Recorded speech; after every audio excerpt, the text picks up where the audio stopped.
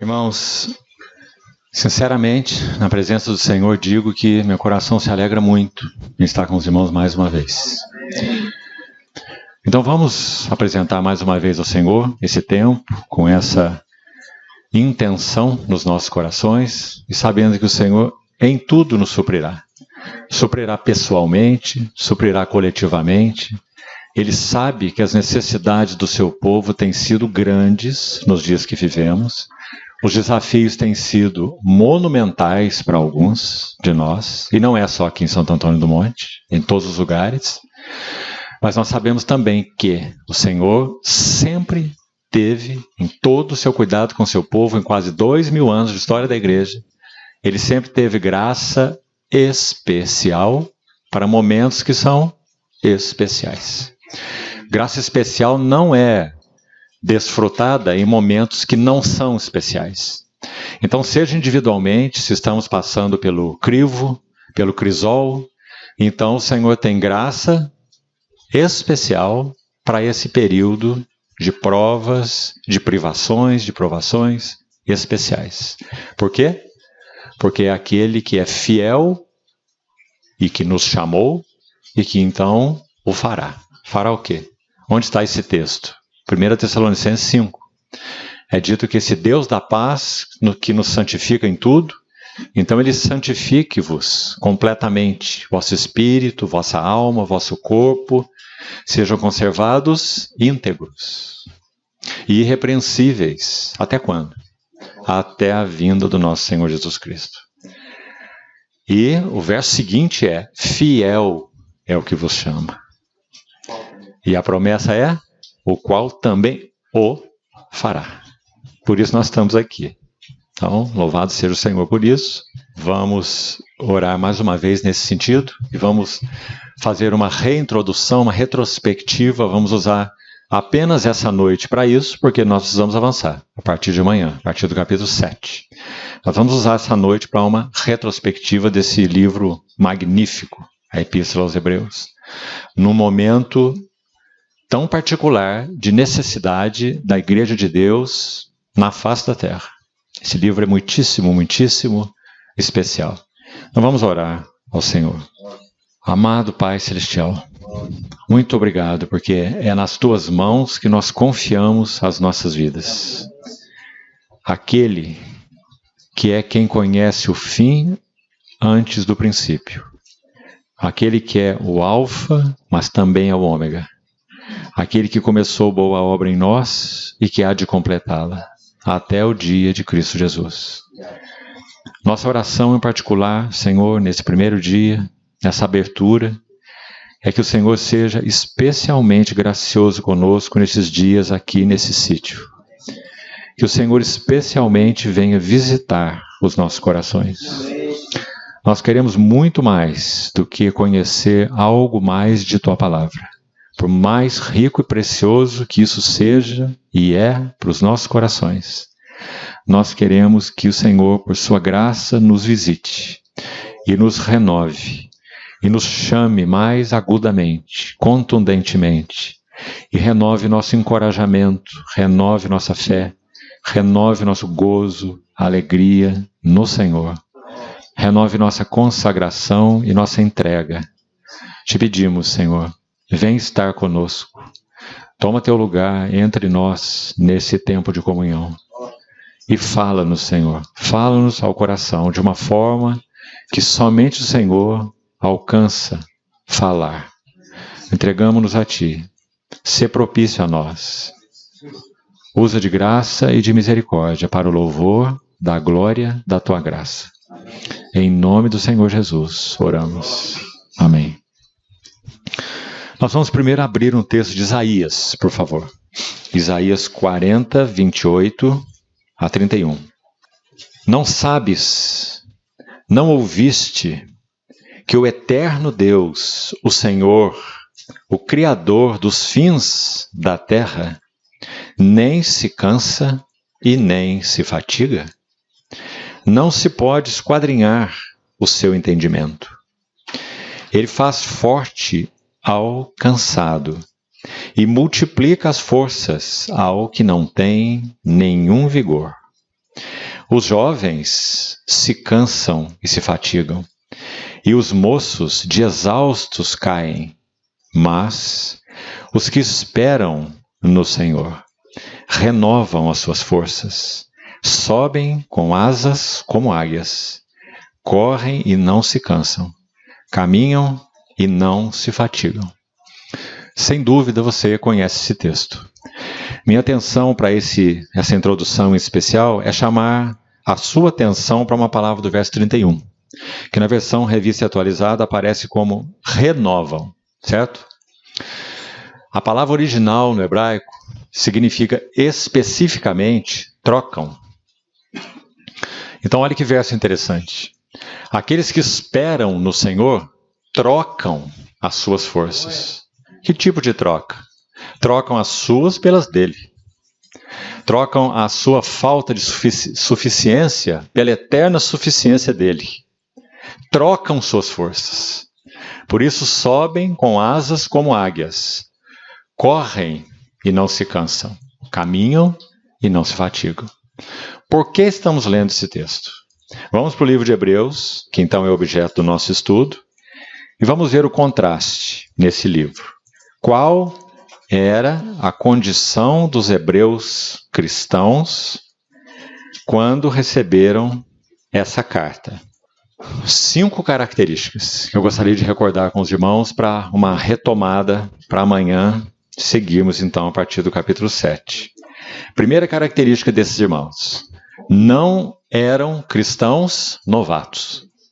Como sabemos? Vamos lá ao capítulo 5, verso 11. Quando o autor de Hebreus está introduzindo o nosso tema para esse final de semana, nosso tema para esse final de semana é Cristo, o eterno sumo sacerdote, o sacerdote celestial que nós temos, e qual é, ou quais são, as implicações do seu sacerdócio celestial para a jornada da igreja. Por isso nós falamos, quando oramos, agora, e falamos no período que tivemos em 2019, que esse livro, meus amados irmãos, ele é, em muitos sentidos, único realmente no Novo Testamento. Não que cada livro não seja único, é óbvio que cada um é. Mas ele é único, veja, por exemplo, não há nenhum livro no Novo Testamento que trate do sumo sacerdócio de Cristo, sumo sacerdócio celestial. Apenas Hebreus. Mais que isso, há apenas uma menção implícita de que Cristo é sacerdote em outros livros. Só implícita, nenhuma explícita. A menção explícita está só em Hebreus.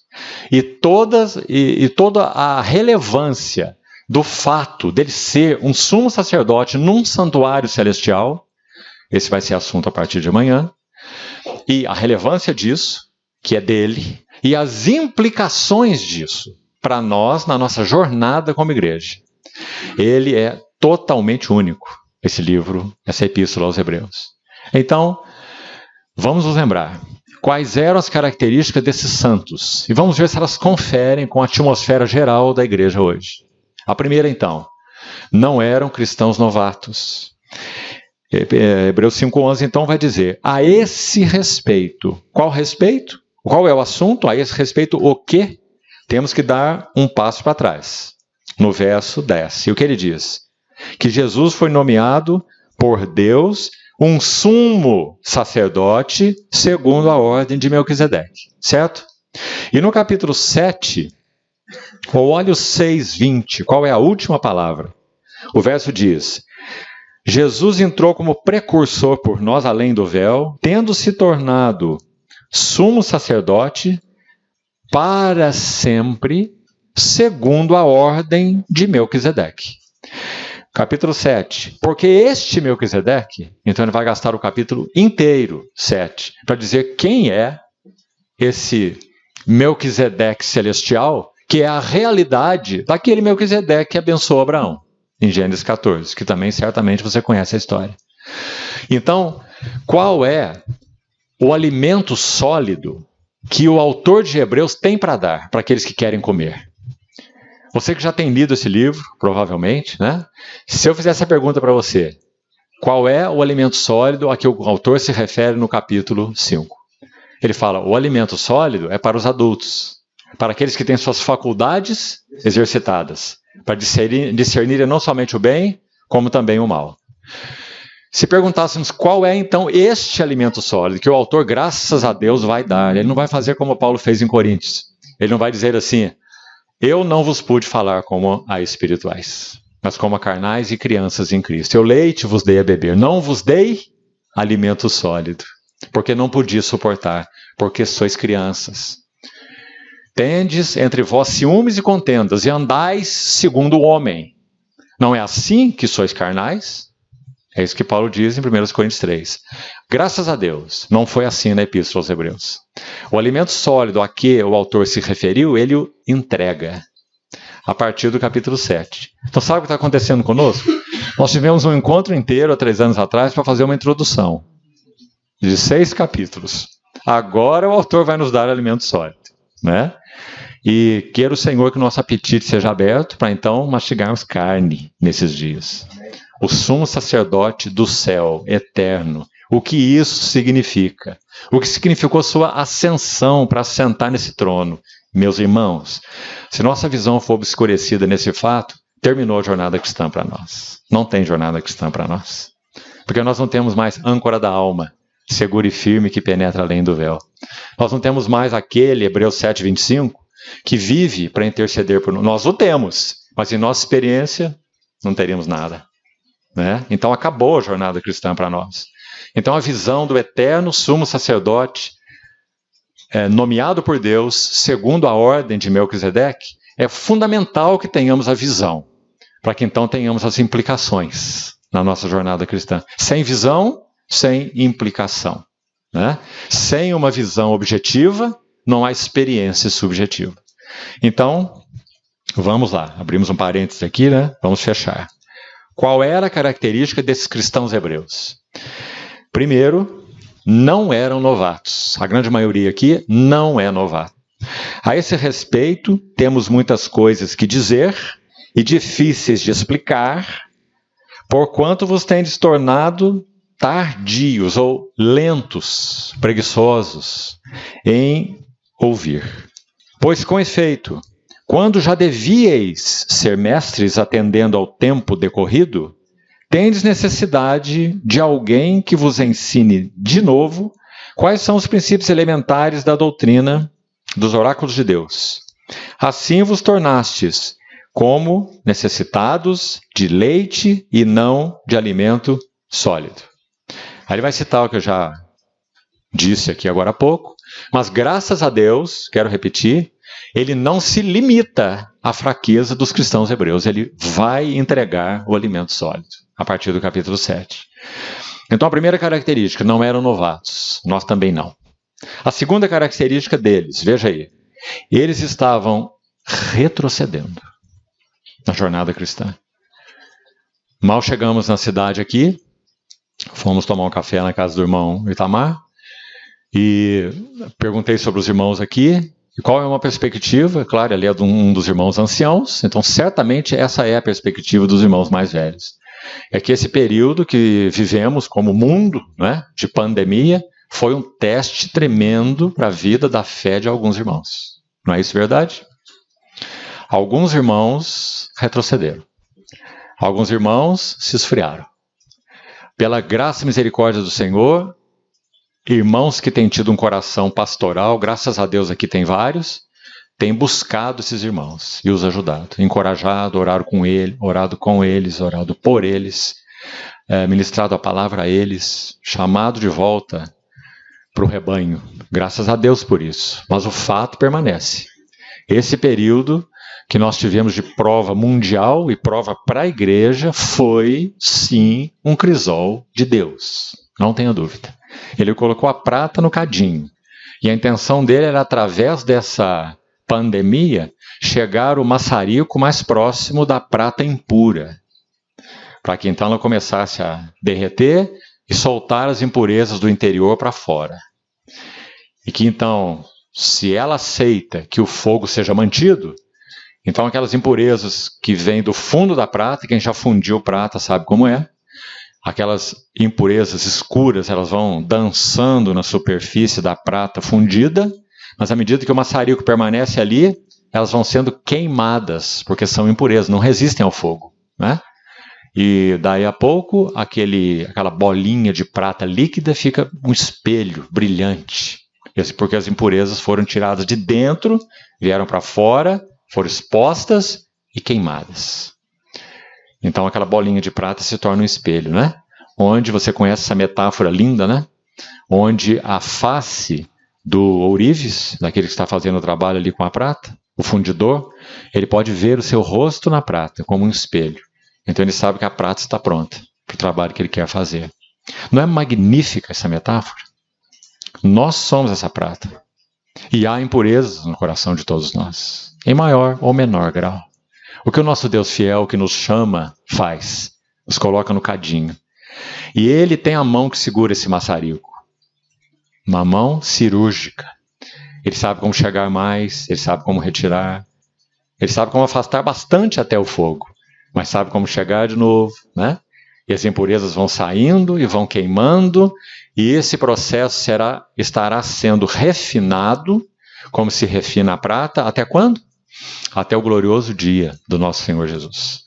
Até o dia que ele puder olhar para a igreja como uma prata coletiva, mesmo que, segundo cremos, inicialmente seja apenas um remanescente que permanece fiel, né? Não cremos que isso será uma realidade para o mundo que se chama cristão, que tem mostrado toda a sua corrupção e promiscuidade, inclusive. Veja esse período eleitoral que nós tivemos aí, o tamanho da promiscuidade, né? Da mistura entre igreja e Estado, de líderes cristãos com coisas políticas, né? Mas sim, o Senhor tem preservado um remanescente fiel. E nesse remanescente ele tem aproximado o seu maçarico para queimar as impurezas. Até que nesse remanescente coletivo, naquele dia, ele possa olhar para ele, para esse remanescente, ver o seu rosto e dizer o quê? Essa, afinal, é osso dos meus ossos e carne da minha carne. Grande é esse mistério, mas eu me refiro a Cristo e à igreja. É isso que ele está buscando em nós. E é isso que ele irá alcançar em nós, por sua graça. Quanto a nós, nos compete o quê? Resposta. Em meio a tudo. Há irmãos aqui, como há também em vários lugares, passando dificuldades nas suas famílias. E em todos os lugares é assim. Com seus filhos, suas histórias, não é? O Senhor vai continuar aproximando o maçarico, com seu alvo no coração. E a nossa oração é que cada vez mais haja corações que leiam a história de Deus na vida deles. E então possam responder progressivamente ao Senhor. Senhor, perdoa-me. Senhor, eu me lembro de onde eu caí. Agora estou retornando à prática das primeiras obras. E sei que o Senhor é aquele que não esmaga uma cana quebrada e nem apaga um pavio que fumega. Graças a Deus, meus irmãos. Esse é o nosso Deus. Então, quantos pais, nós que temos tido o privilégio de visitar tantas assembleias, quantos pais têm dobrado seus joelhos e chorado pelos seus filhos? Porque estão entrando em universidade e sendo contaminados. Porque estão entrando em mercado de trabalho e sendo corrompidos. Porque estão ouvindo uma ideologia insuportável que tem vindo sobre eles como uma avalanche. Mas, irmãos, saibamos que nós somos o povo com o qual Deus fez uma aliança. E Ele tem, sim, promessa para os nossos filhos. Porque o Senhor é bom. Porque o Senhor é Deus de aliança. Porque Ele é capaz de fazer infinitamente mais. Não é só do que pedimos, não. É do que tudo que pedimos ou pensamos, conforme o seu poder que opera em nós. Por isso Paulo fala assim, a Ele a glória, na igreja e em Cristo Jesus. Irmãos, não se deixe abater. A segunda característica dos hebreus é retrocesso. Não permita que o seu coração retroceda. O seu não. Se o do seu filho está retrocedendo, não permita que o seu retroceda. Porque é a perseverança do seu que vai continuar impactando dele. Então, graças, Senhor, porque Ele sim é capaz de nos manter fiéis até que Ele venha, até aquele dia. Então, a segunda marca, retrocesso. O capítulo 6, só para vocês verem a ilustração disso, capítulo 6, verso 10. Olha que verso. Porque Deus não é injusto para ficar esquecido do vosso trabalho e do amor que evidenciastes para com o seu nome. Pois servistes, passado, e ainda servis aos santos. Então, irmão, pai, você que de alguma maneira tem chorado e agonizado diante do Senhor por alguém, como pai, as irmãs como mães, gravem essa palavra do Senhor nos seus corações. Vamos de novo. Deus não é injusto para ficar esquecido. Esquecido do quê? Do vosso trabalho. Os irmãos mais velhos aqui têm operado no serviço do Senhor há anos? Tem. Conheço os irmãos há muitos anos. Então, qual é a palavra do Senhor para vocês? Deus não é injusto para ficar esquecido do vosso trabalho e do amor que evidenciaste para com os santos. Conheço algo da história do início dessa assembleia aqui. Do início mesmo. Sei onde ela começou e como ela começou. E os irmãos foram se achegando, e um pouco da história pessoal de cada um, alguma coisa sobre os anciãos. São uns anos de trabalho, sim. São anos de fidelidade, sim. Tropeços, sim. Onde não houve tropeços? Quem não tropeçou? O Senhor tem conservado essa assembleia há tantos anos. E, irmãos, mais uma vez, é a perseverança dos irmãos mais velhos que trará de volta o coração dos mais novos. Todas as vidas jovens buscam porto seguro. As ondas vêm, batem, iludem, carregam às vezes centenas de metros para longe da praia, certo? E quando a pessoa está nadando e se afogando, então o Senhor, na sua graça, é aquele que joga a boia, ele joga a boia, mas o indivíduo nada. Né? É assim que funciona. O Senhor joga a boia e o indivíduo nada. Como nós falamos sobre a igreja de Éfeso na epístola, na carta de João a Éfeso, registrado no Apocalipse. O Senhor diz, arrepende-te, volta. Ele não diz, eu vou fazer vocês voltarem. Ele diz, volta, porque o Senhor concede suprimento para que isso seja feito. Como? Ele lança a boia.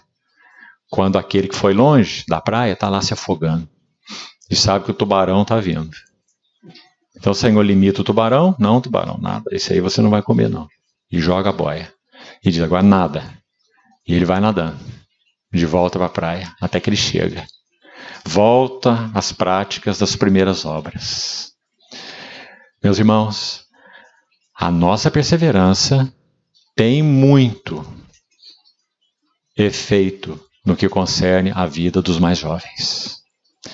Então, graças a Deus por esse verso 10. Ele não é injusto para ficar esquecido nem do trabalho e nem do amor que evidenciaste para com os santos. Os irmãos também têm aqui uma história de amor uns pelos outros. Muita coisa foi feita aqui uns pelos outros. E eu que não sou daqui, sei de algumas. Que os irmãos fizeram uns pelos outros. Cuidado, auxílio, suporte, pastoreamento. Alguns aqui foram trazidos de volta por outros que estão aqui. Em seus momentos de tropeço, de fraqueza. Não é? Deus não é injusto para ficar esquecido do amor que evidenciastes para com os santos.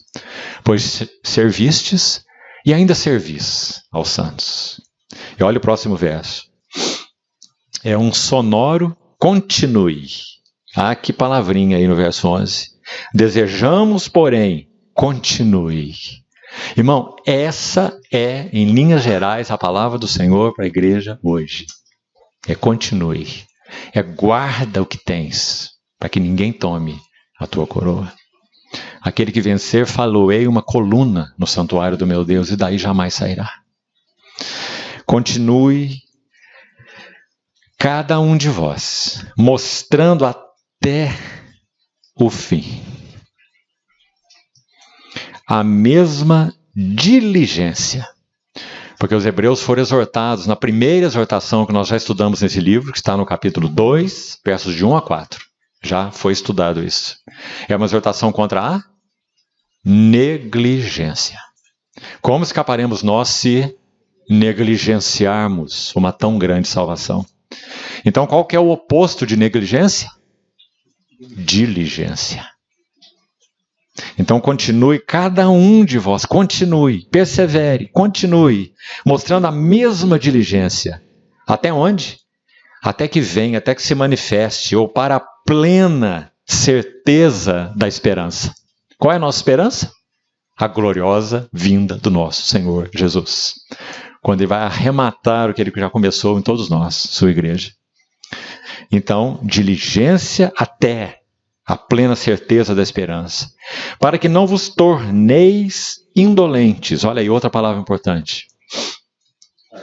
O contrário, poderíamos também dizer, de diligência é indolência, assim como também é negligência. Negligência e indolência são irmãs gêmeas, né? O que negligencia, ele não atentou. Lembra quando estudamos a primeira exortação? Negligenciar é não atentar para. Quando em Mateus 22 o Senhor propõe aquela parábola das bodas, ele diz que alguns que ouviram o convite do rei para as bodas, eles negligenciaram.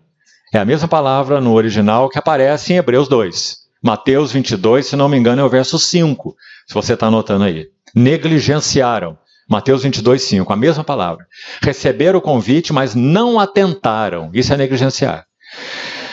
E aqui ele vai dizer, não vos torneis indolentes. A palavra no grego, notros, significa preguiçoso.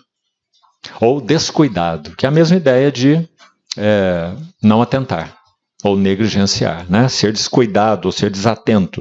Então, não vos torneis desatentos, não vos torneis descuidados, mas sim imitadores daqueles que, por favor, olhe para o versículo, preste atenção. Duas coisas, não uma só. Aqueles que pela fé, graças a Deus, o justo viverá da fé, certo? Mas também do que mais?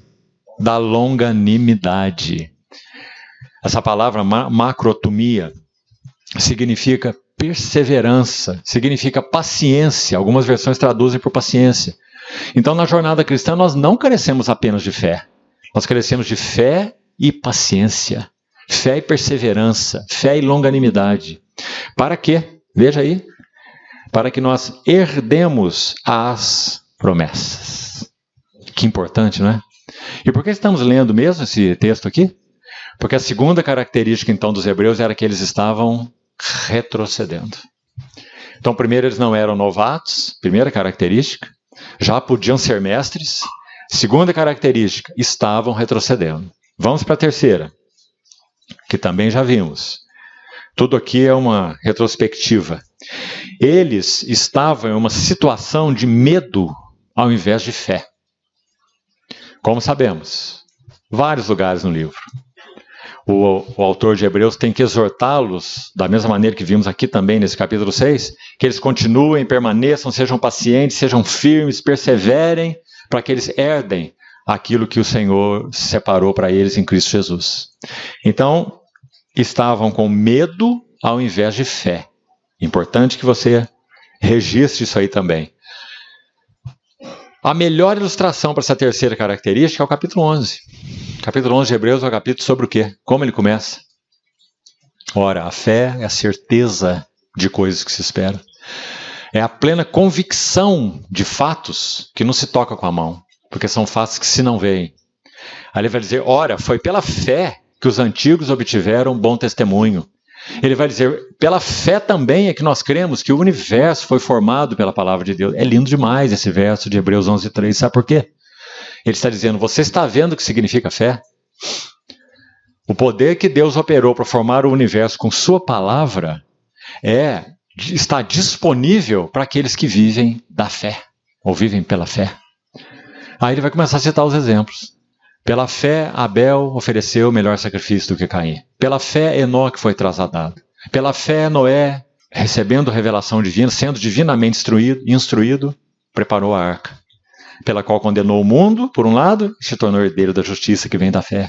Pela fé, Abraão peregrinou em terra estranha, sem ter um mapa, partiu sem saber para onde ia. Que coisa magnífica esse capítulo 11, não é? Pela fé, o José, quando estava lá morrendo, parafraseando, disse assim: tire os meus ossos do Egito quando vocês saírem. E eles nem tinham saído. Mas pela fé, os ossos de José saíram do Egito. Maravilhoso, não é? Então, por que o capítulo da fé está em Hebreus? Porque eles estavam cheios de medo, ao invés de fé. Que o Senhor nos ajude nisso também, meus irmãos. Não vamos dar lugar a medo nenhum. Nós que pertencemos ao Senhor, não temos medo nenhum. A história de missionários tão impressionantes, não é? Me lembrei de uma aqui, falando sobre isso, que eles, pregadores, estavam numa ilha, se eu não me engano é Caribe.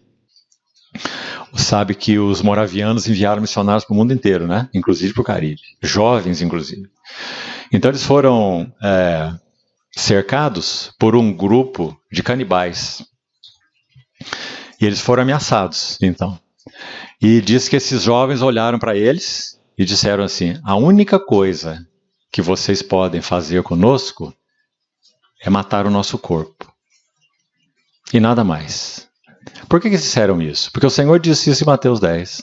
Não temais aqueles que matam o corpo e depois disso nada mais podem fazer. O que é a morte para nós, irmãos?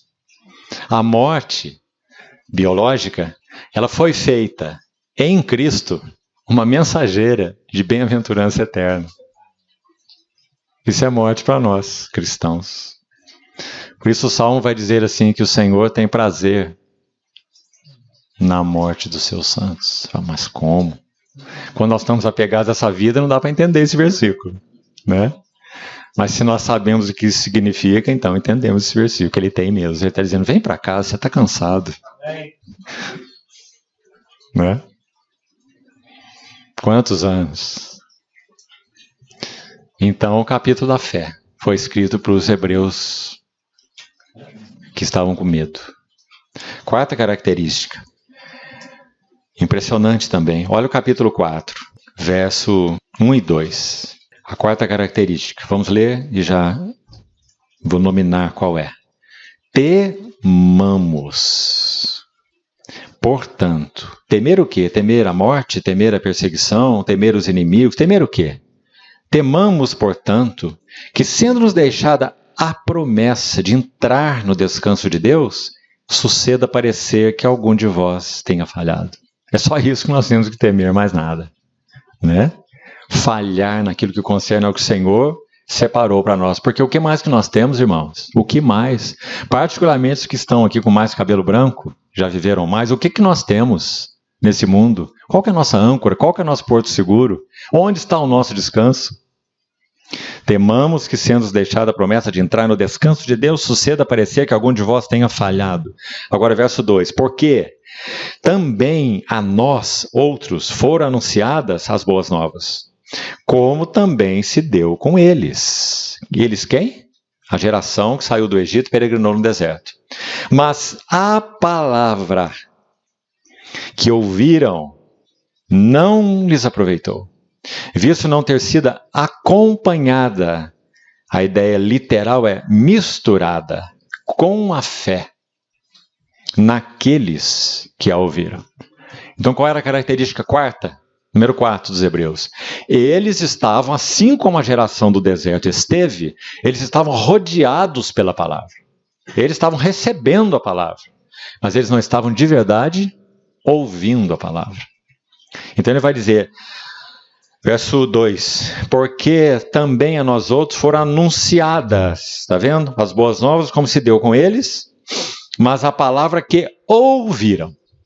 A geração do deserto ouviu, mas a palavra que ouviram não nos aproveitou. Do contrário, aquela geração primeira não teria morrido no deserto. Mas o que vai dizer aí o capítulo, já disse, né? O capítulo 3, parte final. Seus cadáveres ficaram prostrados no deserto. Porque foi uma geração rodeada pela palavra. Palavra de Moisés, palavra aqui, palavra lá, palavra todo o tempo. Né? Moisés estava lá para isso. Mas eles não ouviram. Então seus cadáveres ficaram prostrados no deserto. Então está aí, quarta característica, vamos guardar nosso coração. Estamos ouvindo a palavra do Senhor, rodeados por ela, nós estamos. Ele também tem nos dado a sua palavra. Mas nós estamos ouvindo a palavra do Senhor. E aqui, para ficar bem claro, não é ouvir com esse órgão aqui, que se chama ouvido. E nem com esse instrumento que chama orelha. É ouvir com este órgão aqui. É o único lugar onde a palavra de Deus é ouvida de verdade, é aqui. Não é? Ela só pode ser ouvida no coração.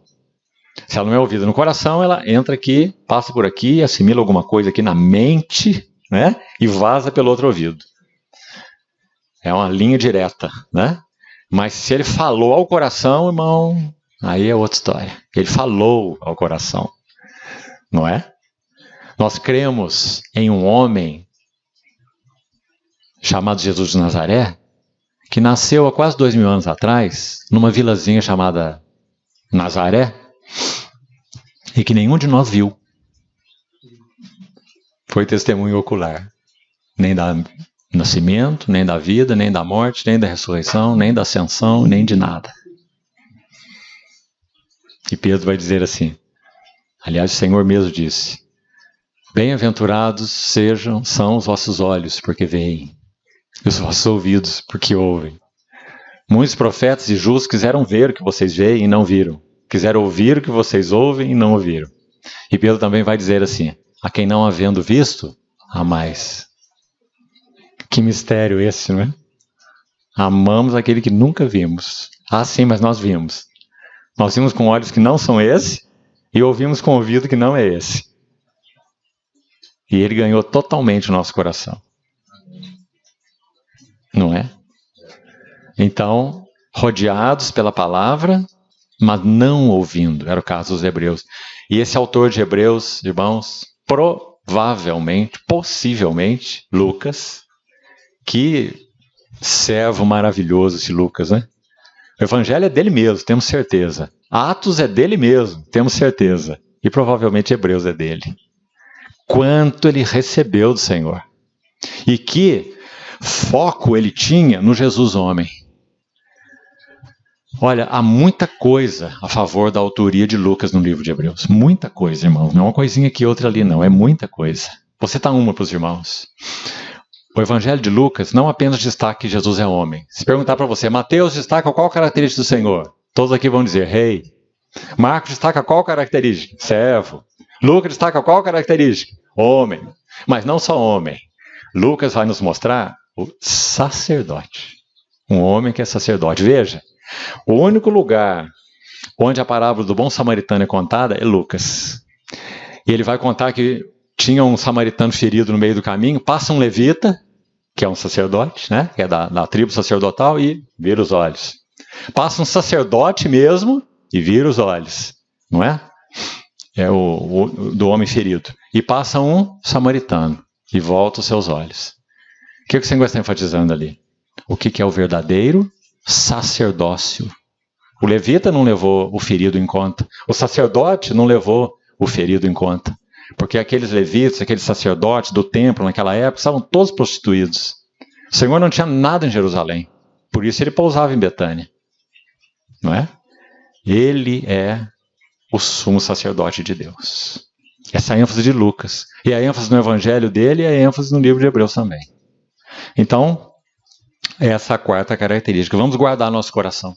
Para que em cada momento de comunhão sejam dois irmãos que se encontram lá na esquina, numa rua, e tenham uma comunhão em torno do Senhor. Seja numa casa, numa reunião de oração, num estudo da palavra, ou numa reunião maior da igreja. Não importa. Ou você sozinho lá, tomando seu banho. Vamos cuidar para que nós estejamos ouvindo a palavra do Senhor. Ouvindo. Quando o Senhor fala para Marta que a irmã dela, Maria, escolheu a melhor parte, é porque uma só coisa era necessária. Qual era essa coisa? O que diz de Maria? Que ela quedava-se aos pés de Jesus a ouvir-lhe os ensinamentos. Porque é desse ouvir que procede todas as coisas. É desse ouvir que procede o testemunho, é desse ouvir que procede o serviço, é desse ouvir que procede a comunhão, é desse ouvir que procede a sabedoria, para nos ajudarmos uns aos outros. Se não ouvir, não tem nada. E a última, então. Estamos quase concluindo essa reintrodução. Número 5. Eles estavam cansados. E já vamos citar o verso. Vou nominar cada uma para os irmãos que estão registrando, então. A primeira, não eram novos. A segunda, estavam retrocedendo. A terceira, tinham medo ao invés de fé. Por isso está aí o capítulo da fé, como falamos, Hebreus 11. Quarta, estavam rodeados pela palavra, mas não ouvindo de verdade em seus corações. Palavra que ouviram, ele está comparando a geração do deserto, que ficou prostrada, com eles. Claro, senão não precisava escrever isso, né? Então ele está dizendo assim, não sejam como a geração do deserto, que recebeu a palavra, as boas novas foram anunciadas a eles. Aí ele vai dizer, assim como se deu conosco. Está vendo como ele faz a comparação? Aí ele diz, mas a palavra que eles ouviram não lhes aproveitou, porque não foi agarrada, misturada com a fé. O que ele está dizendo então? Que não seja assim com vocês. Agarrem as palavras que vocês estão ouvindo. Aliás, a primeira exortação tem exatamente esse tema, né? Ela vai dizer que nós devemos agarrar a palavra como literalmente uma tábua de salvação, não é assim? No capítulo 2? Você lembra lá? Olha lá o capítulo 2. Capítulo 2, verso 1. Por esta razão importa que nos apeguemos. Aqui a palavra é agarremos. Com mais firmeza às verdades ouvidas, para que delas jamais nos desviemos. Já que nós estamos falando sobre, já falamos, né? Sobre estar rodeado da palavra e não ouvindo, me deixa usar essa ilustração aqui também para você. Já usei há 3 anos atrás, então estou recordando também. A palavra desviar aqui, olha, está aí na sua versão. A última palavra do verso 1, Hebreus 2:1. Desviemos. No grego original tem 3 sentidos, olha como é impressionante. O primeiro sentido é algo que foge da mente. Porque a palavra de Deus, na verdade, não é retida pela nossa memória, em primeiro lugar. Ela é retida pelo nosso espírito, pelo nosso coração. E vem à nossa memória. Então, o primeiro sentido da palavra desviar aí é fugir da mente, escapar da mente. Segundo sentido é de um vaso furado.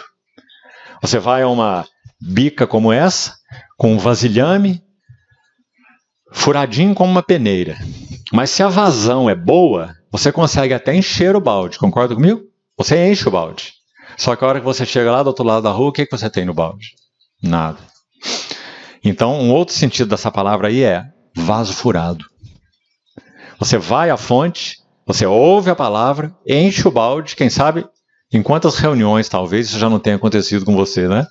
Encheu o balde na reunião, chegou em casa, não tinha nem 1/3 do balde. Chegou no outro dia, balde vazio, né? Então ele está dizendo, agarre com firmeza as verdades ouvidas, para que você não seja um balde perfurado, uma peneira. E o terceiro sentido dessa palavra desviar, um anel que escapa do dedo. Então um anel é um pequeno tesouro, né? Todos nós que temos aliança temos um pequenino tesouro aqui conosco. Então a ideia de desviar é escapar do dedo, fugir do dedo, como um anel que sai do dedo. E tem mais um sentido, na verdade, um quarto sentido, estar à deriva. Então a exortação de Hebreus 2 diz exatamente isso. Diz, agarre o que você tem ouvido para que você não fique à deriva. E a última característica, então, cansados, como citamos. Vamos terminar com ela, para que, fisicamente falando, nenhum de nós essa noite fique cansado, né? E não consigamos assimilar o que o Senhor tenha desejado depositar no nosso coração já nessa primeira reunião. Então, Hebreus, de novo, vamos lá, ver os textos que dizem claramente que eles estavam cansados. Hebreus 12 diz assim, Hebreus 12:1. Portanto, também nós, visto que temos a rodear-nos tão grande nuvem de testemunhas, onde está essa nuvem de testemunhas? Capítulo 11. Esses que viveram da fé. Bonito, né? A ideia do autor de Hebreus é de uma arena, onde se fazia aquelas apresentações, aqueles circos, aquelas batalhas de gladiadores, inclusive, né? Todo mundo com foco naqueles dois lá que estavam lutando, né? Então era uma plateia de espectadores. Quem é a nossa plateia de espectadores? Olha, irmão, é ninguém menos do que Abel, Enoque, Noé, Abraão, sua esposa, Jacó, José, não é? Essa é a plateia. Aqui no livro de Hebreus, se você se lembra, tem duas expressões tão lindas, tão encorajadoras.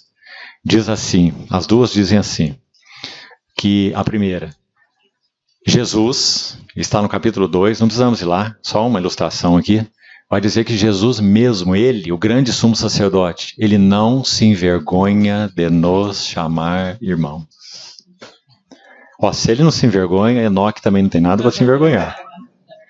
Ele não se envergonha de lhes chamar meus irmãos. Quem está falando isso é o primogênito, entre muitos irmãos. E tem uma outra única menção da palavra envergonha nesse livro. Lembra onde ela está? Hebreus 11, o capítulo da fé. Que diz que aqueles que jornadearam na fé, Abel, Enoque, Noé, Abraão, Isaac, Jacó, José.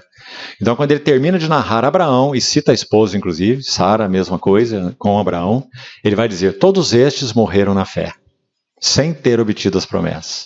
Vendo-as, porém, de longe, saudando-as e confessando que eram estrangeiros e peregrinos sobre a terra. Ora, todos que dizem assim, professam estar buscando uma pátria. E se lembrassem de onde saíram, teriam oportunidade de voltar.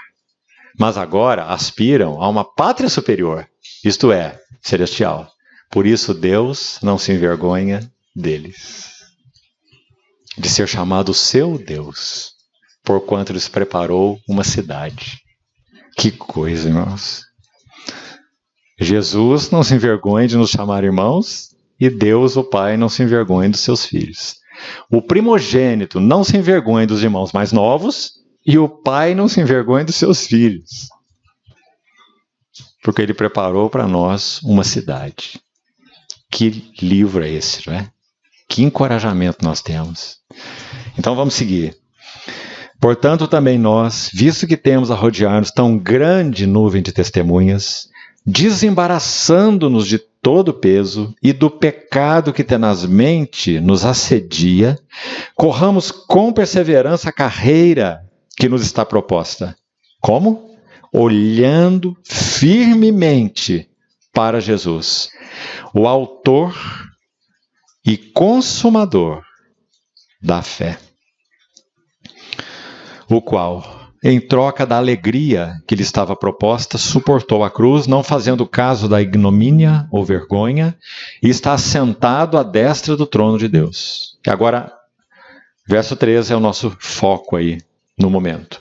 Considerai, leve em conta, pois, aquele que suportou uma tamanha oposição dos pecadores contra si mesmo, para que não vos fatigueis, desmaiando em vossas almas. Não está muito claro? Então eles estavam se fatigando, estavam se cansando. Qual foi o primeiro texto que lemos nessa noite? Isaías 40. Que diz lá? O Deus, o Criador, o Senhor não se cansa e nem se fatiga. E não se pode esquadrinhar o seu entendimento. Isso nós já sabemos, ele é Deus, ele não se cansa, ele não se fatiga, né? Mas o versículo continua. Os jovens exaustos caem, né? Os jovens se cansam e os moços de exaustos caem. Mas os que esperam naquele que não se cansa, naquele que não se fatiga, que é o Senhor, eles trocam suas forças e sobem com asas como águias. Corramos a carreira que nos está proposta. Correm e não se cansam. Caminham e não se fatigam. Esse é o nosso Deus. Para que não vos fatigueis desmaiando em vossas almas. E o último verso para terminarmos por hoje. Aí mesmo, Hebreus 12, vamos para o verso 11. O Pai dos Espíritos, nosso Pai, que nos disciplina. Toda disciplina com efeito no momento não parece ser motivo de alegria, mas de tristeza. Ao depois, entretanto, produz fruto pacífico aos que têm sido por ela ou pela disciplina exercitados, fruto de justiça. Por isso, Restabelecer as mãos descaídas e os joelhos trôpegos. Aí está, os cansados, tá vendo? Quando a mão, na luta, quando a mão cai, acabou a luta, né? E numa corrida, quando o joelho está batendo no outro, acabou a corrida também. Então, mãos descaídas e joelhos trôpegos. E fazei caminhos retos para os vossos pés, para que não se extravie o que é manco, antes seja curado. Então, meus irmãos, para hoje eu gostaria de recordar essas 5 características, para que nós vejamos de novo quão maravilhosa é essa carta. E a partir de amanhã nós vamos começar a comer a carne, o alimento sólido. Que o Espírito Santo abra os nossos olhos para ver o Cristo, eterno sumo sacerdote celestial, ver com estes olhos claros, revelação, e vermos quais são as implicações para nós. São tremendas. Temos 7 capítulos, contando o primeiro e o último, né? 7 a 13. 7 capítulos, metade do livro, para nos ministrar a carne, o alimento sólido. E ele não tem maneira de terminar de uma forma mais maravilhosa, depois de nos dar a carne. Sabe como ele termina? Hebreus 13, 20. Ele vai dizer que Cristo, grande pastor das ovelhas, ele é aquele que nos aperfeiçoa, Hebreus 13, 20, em todo o bem, para cumprirmos a sua vontade. Como que ele consegue isso? O versículo continua assim: operando em vós o que é agradável diante dele. Quem operando? O grande pastor das ovelhas. É no nome dele, irmãos, e é por causa dele que nós estamos reunidos aqui nessa noite. Não é nem por causa da Bíblia, e nem por causa do estudo bíblico.